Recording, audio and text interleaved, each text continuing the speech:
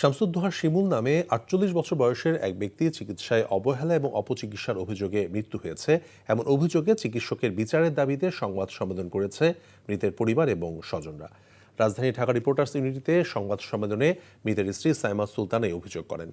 রাজধানী গ্রিন রোডে অবস্থিত কমফোর্ট ডায়াগনস্টিক সেন্টার এবং নার্সিংহোমে ২০২৪ সালের ২১ আগস্ট নাকের সেপ্টোপ্লাস্টিক অপারেশনের সময় অধ্যাপক ডাক্তার জাহের আল আমিন এবং ডাক্তার ইফতেখারুল কাউসারের তত্ত্বাবধানে থাকা অবস্থায় অপারেশন থিয়েটারেই শামসুদ্দোহা শিমুলের মৃত্যু ঘটে।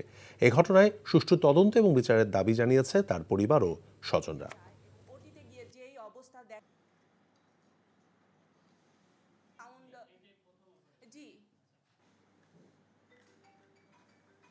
আমার হাজবেন্ডকে হারিয়ে আজকে আমরা শুধু অর্থনৈতিকভাবে না, মানসিকভাবে আমরা বিপর্যস্ত হয়ে আছি।